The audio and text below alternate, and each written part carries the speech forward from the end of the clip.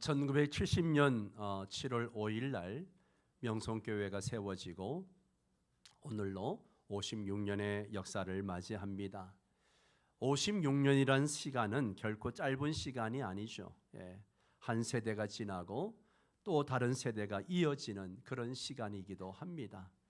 여기 앉아 계신 우리 원로 장로님들을 비롯해서 우리 은퇴 권사님들, 정말 한 세대가 땀 흘려서 교회를 일구어 오셨고 이제는 젊은 세대가 또 그것을 이어가는 그런 시간입니다. 수많은 기도와 눈물 그리고 헌신과 섬김, 예배와 전도가 쌓인 시간입니다. 우리가 오늘 이 자리에 서 있는 것은 사람의 능력 때문이 아닙니다. 어느 한 사람의 수고 때문만도 아닙니다. 하나님께서 우리 명성교회를 세우셨고 하나님께서 붙들어 주셨고 하나님께서 여기까지 인도해 주신 줄 믿습니다. 특별히 올해 설립 예배는 더욱 의미가 있습니다. 우리는 얼마 전 임직자 선출을 마쳤습니다. 교회 일꾼을 세우는 중요한 과정을 지나왔습니다. 그런데 바로 이때 우리가 붙들어야 할 말씀이 오늘 본문입니다. 사도행전 6장은 초대교회가 일꾼을 세우는 사건을 기록하고 있습니다. 교회 안에 구제 문제로 갈등이 생겼습니다. 헬라파 유대인들이 히브리파 사람들에게 서운함을 느꼈습니다. 매일의 구제에서 자기들의 과부들이 빠진다고 여겼기 때문이죠. 초대교회라고 해서 문제가 없었던 것이 아닙니다. 은혜가 충만한 교회라도 문제가 있습니다. 성령의 역사가 있는 교회에도 갈등이 있었습니다. 그러나 중요한 것은요, 그 문제를 어떻게 풀었느냐 하는 것이죠. 사도들은 원망을 덮어두지 않았습니다. 감정적으로 대응하지도 않았습니다. 교회가 해야 할 본질을 붙들었습니다. 우리는 오로지 기도하는 일과 말씀 사역에 힘쓰니라. 기도와 말씀에 힘썼다라고 말하고 있습니다. 그리고 성령과 지혜가 충만하여 칭찬받는 일꾼들을 세워서 교회를 섬기게 했습니다. 그 결과 오늘 본문 7절이죠. 바로 그 결과가 뭐예요? 하나님의 말씀이 점점 왕성했다. 갈등으로 끝날 수 있었던 교회가 부흥으로 나아갔습니다. 분열로 무너질 수 있었던 교회가 더 건강하게 세워졌습니다. 일꾼을 세운 후에 교회는 더 자라났습니다. 오늘 우리는 이 말씀 앞에서 다시 질문해야 됩니다.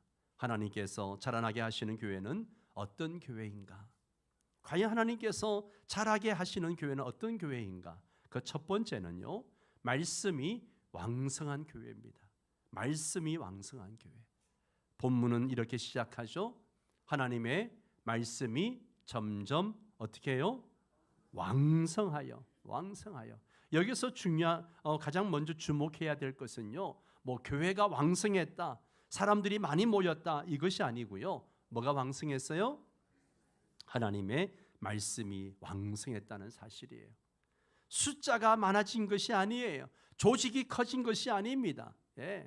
먼저 하나님의 말씀이 왕성했습니다. 교회 진짜 부흥은 말씀이 살아 움직이는 데서 시작이 되어집니다. 말씀이 왕성하다는 것은 단순히 설교 시간이 많아졌다 이런 뜻이 아니에요. 성경 공부 시간이 많아졌다 그런 뜻만이 아니에요. 하나님의 말씀이 성도들의 마음을 다스리고 생각을 바꾸고 삶을 변화시키는 것을 말하고 있는 것입니다. 말씀이 왕성한 교회는요, 사람의 말보다 하나님의 말씀을 더 두려워합니다. 하나님의 말씀을 더 두려워해요. 세상의 기준보다도 성경의 기준을 더 중요하게 여깁니다. 인간적인 계산보다도 하나님의 뜻을 먼저 구합니다. 초대교회가 위기를 만났을 때 붙든 것은 바로 말씀이었습니다. 하나님의 말씀이었어요.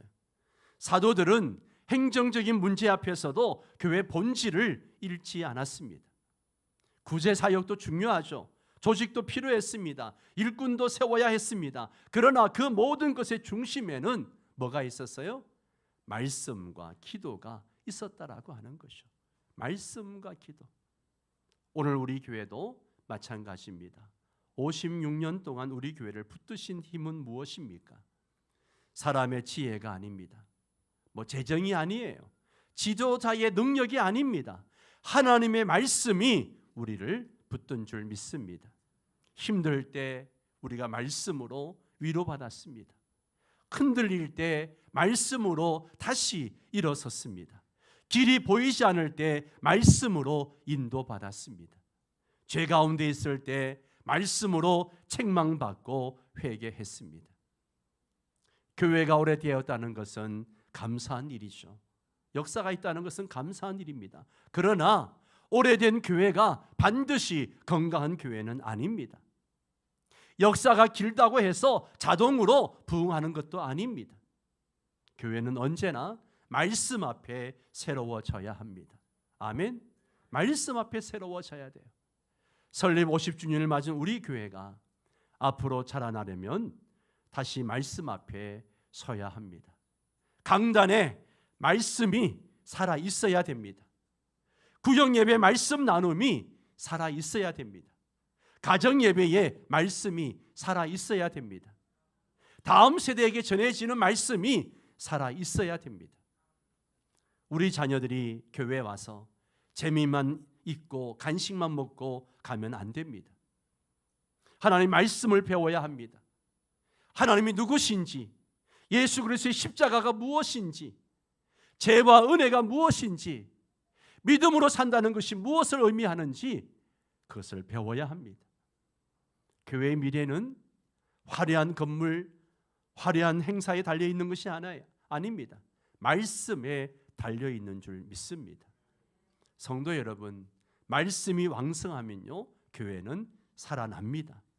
말씀이 약해지면요 교회는 겉으로는 움직여도 영적으로는 병들 수 있습니다. 그러므로 우리는 기도해야 됩니다. 주님, 우리 교회 가운데 하나님의 말씀이 점점 왕성해지게 하여 주옵소서. 사람의 말이 아니라 하나님의 말씀이 힘을 얻게 하옵소서. 목회자의 생각이 아니라 하나님의 뜻이 교회를 이끌게 하옵소서. 기도할 수 있게 되기를 바랍니다. 두 번째는 하나님께서 자라게 하시는 교회는요 제자가 세워지는 교회예요. 무슨 교회라고요? 제자가 세워지는 교회. 본문은 이어서 말합니다. 예루살렘에 있는 제자의 수가 더 심히 어떻게 해요? 많아지고 라고 했습니다. 성경은 단순히 사람의 숫자가 많아졌다 그렇게 하지 않습니다. 제자의 수가 많아졌다라고 말씀합니다. 이것이 중요합니다. 이것이 중요해요. 교회의 목적은 사람을 많이 모으는 데에서 끝나지 않습니다. 교회는 예수님의 제자를 세우는 공동체입니다. 예수님께서 부활하신 후에 제자들에게 주신 명령도 이것이었습니다. 너희는 가서 모든 민족을 제자로 삼아라고 했습니다. 예수님은 단순히 사람을 모으라고 하지 않으셨어요. 제자로 삼으라고 하셨습니다. 그렇다면 여러분, 제자는 누구입니까? 제자는 예수님을 믿는 사람입니다. 아멘. 제자는 예수님을 따르는 사람입니다. 예수님의 말씀에 순종하는 사람입니다. 예수님의 성품을 닮아가는 사람이에요. 예수님의 사명에 동참하는 사람입니다. 교회 안에 여러 종류의 사람이 있을 수 있어요. 예배에 참석하는 사람도 있고, 봉사하는 사람도 있고, 직분을 맡은 사람도 있고, 여러 가지 봉사로 수고하는 사람들이 있습니다. 그러나 중요한 정체성은요 제자예요. 제자가 되는 거예요. 목사도 먼저 제자입니다. 장로도 제자입니다. 권사도 먼저 제자입니다. 집사도 먼저 제자입니다. 모든 성도는 먼저 예수님의 제자입니다. 특별히 임직자 선출을 마친 우리에게 이 말씀은 매우 중요합니다. 임직자로 선출이 되어지면 6개월 이상 교육과 훈련을 받아야 합니다. 제자 훈련을 받아야 합니다. 그런데 많은 사람들이 이 훈련을 부담스러워합니다. 직분은 받고 싶은데 훈련은 부담스럽습니다. 교회가 건강한 교회로 세워지려면 말씀으로 제자 훈련을 받아야 합니다. 제자 훈련을 안 받으니까 자기 생각대로 교회를 섬기려고 합니다. 그러다 보니까 분별력도 없고 교회 질서도 깨지고 신앙이 성장하지 않는 것입니다. 직분은 높아지는 자리가 아닙니다. 제자의 길을 더 깊이 걷는 자리입니다. 직분은 명예가 아니고 십자가를 더 가까이 지는 그런 부르심입니다. 초대교회가 일꾼을 세운 목적은요, 바로 교회를 세우기 위해서입니다. 누가 더 높은지를 정하기 위해서가 아니에요. 교회를 더 건강하게 세우고 더 많은 제자를 세우기 위해서였습니다. 오늘 우리 교회에 세워지는 직분자들도 마찬가지입니다. 직분자는 일을 많이 하는 사람 이전에 주님을 닮아가는 사람이어야 합니다. 말과 행동에서 예수님의 향기를 나타내야 합니다. 교회 안에서 자기 영향력을 넓히는 사람이 아니라 성도들을 말씀과 사랑으로 세우는 사람이 되어야 합니다. 교회가 진짜 자라난다는 것이 무엇입니까? 예배에 참석자가 많이 늘어나는 것도 감사하죠. 헌금이 늘어나는 것도 감사합니다. 사역이 많아지는 것도 감사한 일입니다. 그러나 더 중요한 것은요, 제자가 세워지는 거예요. 상처가 있던 성도가 말씀으로 회복되어져서 다시 섬기는 사람이 되는 것, 믿음이 연약했던 성도가 기도의 사람으로 세워지는 것, 늘 구경만 하고 교회마다만 밟던 사람이 그런 성도가 헌신하는 성도가 되는 것, 늘 받기만 하던 성도가 누군가를 섬기고 돌보는 사람이 되는 것, 이것이 제자가 세워지는 교회의 모습이죠. 원래 핵심 사역 중에 하나가 바로 구역예배 부흥입니다. 구역예배 부흥이에요. 지금 구역예배가 참 많이 부흥하고 있는 거 얼마나 감사한지 몰라요. 여러분들이 열심히 모여주시니까 구역예배 말씀 나눔이 얼마나 은혜가 넘치는지 모릅니다. 아직도 이 구역예배에 참여하지 않는 분들이 계시다면 꼭 점심을 교회에서 맛있게 드시고요, 1시 반 구역 모임에 꼭 들어가시기 바랍니다. 명성교회 성도들 중에 구역에 포함되지 않은 사람 한 분도 없어요. 다 구역에 포함되어져 있습니다. 그렇게 말씀을 나누고 서로의 삶을 구역에서 나눕니다. 그러다 보니까 믿음이 회복되어지고요, 그렇게 회복된 성도가 지금 새벽 예배 나오는 분도 계시고, 기도하지 않던 성도가 기도를 열심히 합니다. 겉돌던 성도가 헌신하는 성도가 됩니다. 봉사하는 자리에 찾아와서 내가 섬길 수 있으면 섬기겠다고 찾아옵니다. 받기만 하던 성도가 섬기는 성도가 되는 것을 보고 있습니다. 이것이 제자가 세워지는 교회의 모습입니다. 56년의 역사를 가진 우리 교회가 앞으로 더욱 힘써야 할 일은 바로 이것입니다. 성도를 교인으로만 머물게 하지 말고 제자로 세워야 합니다. 다음 세대를 행사 참여자로만 만들지 말고 예수님의 제자로 세워야 됩니다. 새 가족을 등록 교인으로만 두지 말고 믿음의 사람으로 양육해야 됩니다. 교회는 제자가 세워질 때 건강하게 자랍니다. 우리 옆 사람에게 그렇게 인사합니다. 예수님의 제자가 됩시다. 여러분 모두가 예수님의 제자가 되어야 합니다. 아멘. 세 번째는요, 하나님께서 자라나게 하시는 교회는 복음의 능력이 나타나는 교회예요. 본문 마지막은 놀라운 말씀으로 끝나죠. 허다한 제사장의 무리도 이 도에 복종하니라. 허다한 제사장의 무리도 이 도에 복종하니라. 여기서 이 도는 뭘까요? 뭐예요? 예수 그리스도의 복음을 얘기하는 것이죠. 그런데 누가 이 도에 복종했다고 합니까? 허다한 제사장의 무리입니다. 여러분, 예수님을 십자가에 못 박았던 무리들 중에 대표적인 무리가 누구예요? 제사장 무리였습니다. 예. 제사장들은요, 당시 유대교의 중심에 있던 사람들이에요. 성전 제사를 담당하던 사람들입니다. 기존 종교 체제 안에서 중요한 위치에 있던 그런 사람들이에요. 그런 사람들이 예수 그리스도의 복음에 복종했다는 것은요, 매우 놀라운 일입니다. 인간적으로 보면 가장 변화되기 어려운 사람들이 변화되어진 거예요. 복음의 능력은 바로 여기에 있습니다. 복음은요, 사람을 변화시킵니다. 아멘. 복음은 사람을 변화시켜요. 닫힌 문을 열게 합니다. 마음의 문을 열게 하는 거예요. 복음은 교만한 사람을 낮춥니다. 복음은 자기 의로 가득한 사람을 십자가 앞에 무릎을 꿇게 합니다. 초대교회가 전한 복음의 중심은 바로 예수 그리스도였습니다. 너희가 십자가에 못 박은 예수를 하나님이 주와 그리스도가 되게 하셨다. 예수님은 죽으셨으나 하나님께서 다시 살리셨다.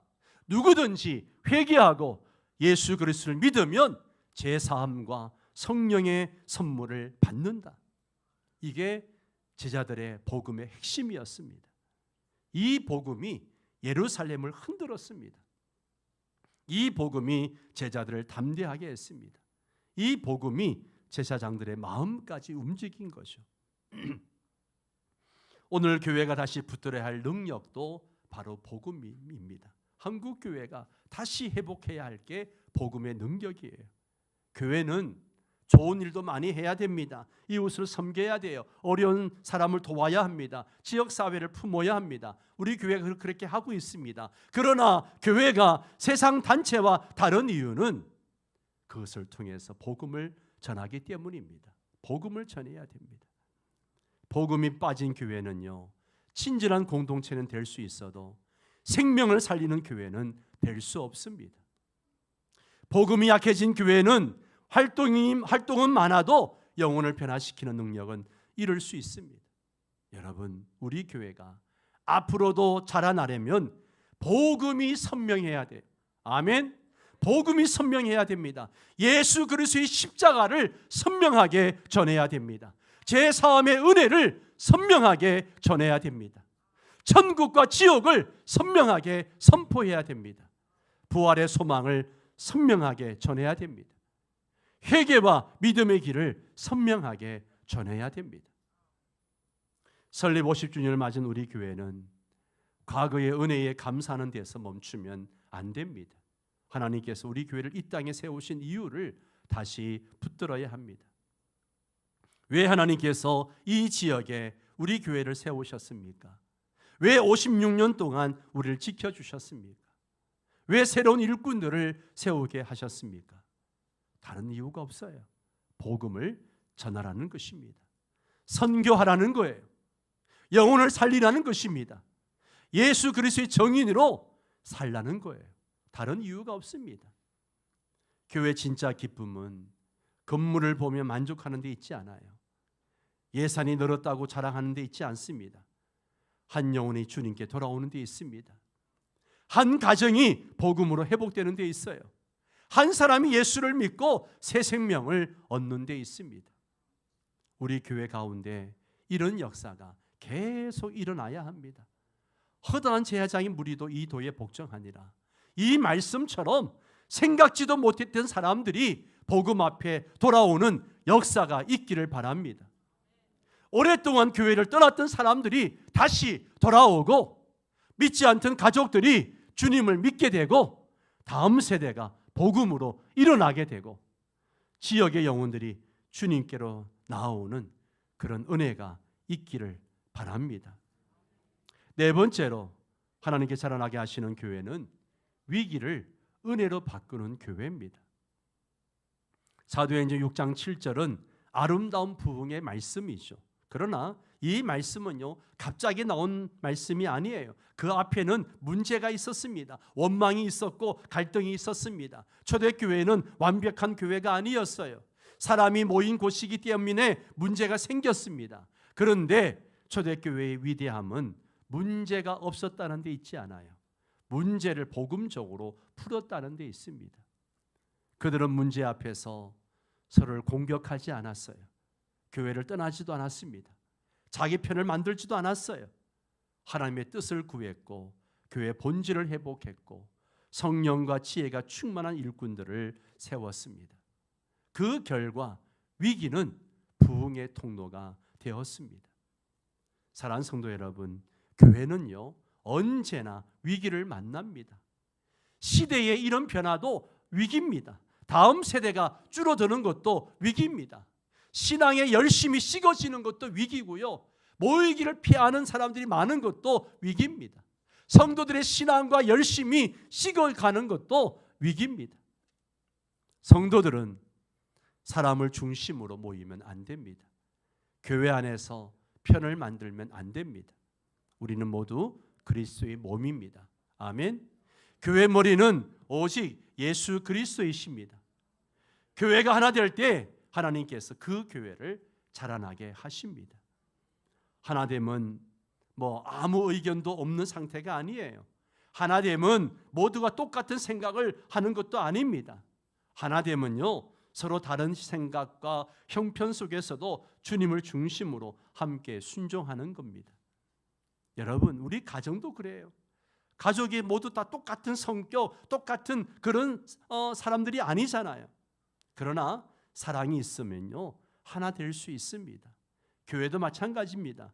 성도들의 생각과 은사가 다 다를 수 있어요. 그러나 그리스도의 사랑 안에 거하면 얼마든지 하나 될 수 있습니다.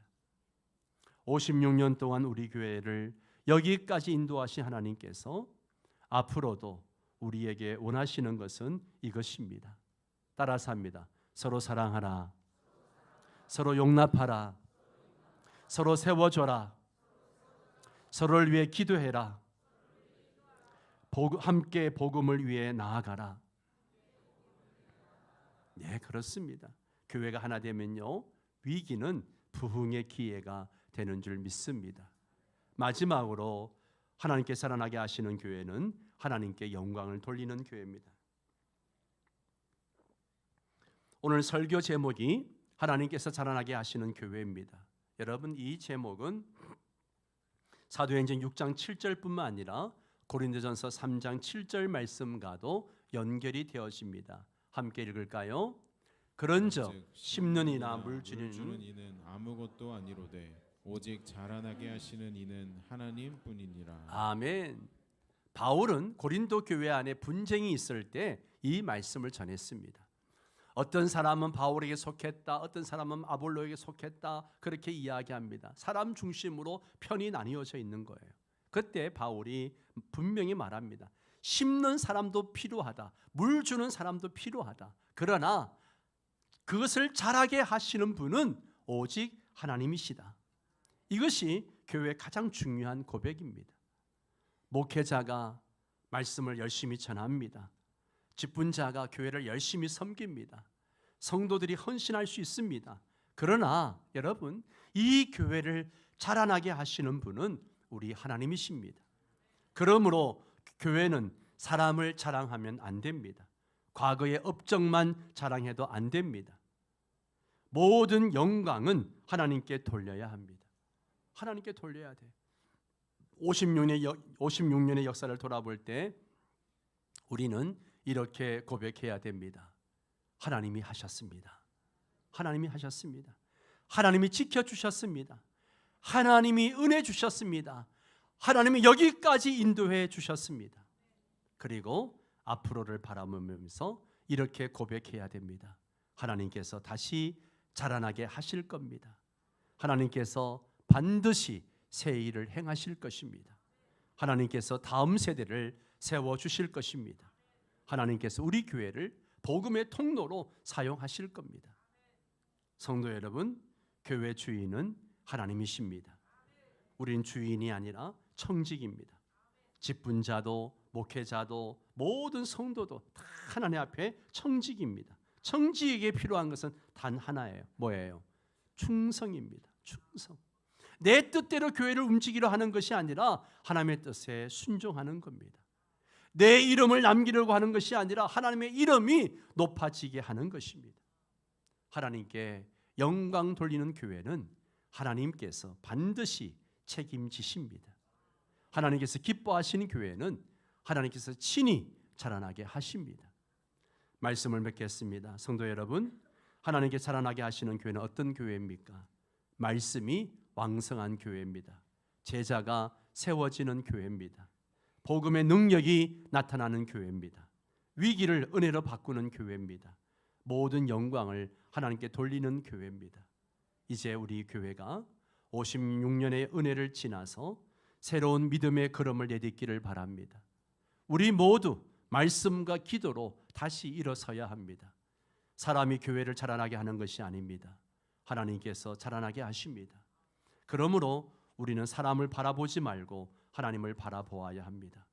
상황을 바라보지 말고 약속의 말씀을 붙들어야 됩니다. 오늘 이 시간 우리 모두 이렇게 기도하기를 원합니다. 주님, 우리 교회 가운데 하나님의 말씀이 점점 왕성하게 하여 주옵소서. 제자의 수가 더 많아지게 하시고 복음 앞에 순종하는 영혼들이 일어나게 하옵소서. 우리 교회가 사람의 이름이 아니라 하나님의 이름을 높이는 교회가 되게 하여 주옵소서. 56년 동안 우리를 붙드신 하나님께서 앞으로도 우리 교회를 자라나게 하실 줄 믿습니다. 우리 교회가 말씀으로 자라고 기도로 자라고 사랑으로 자라고 복음으로 자라는 교회가 되기를 주님의 이름으로 축원합니다. 다 함께 일어나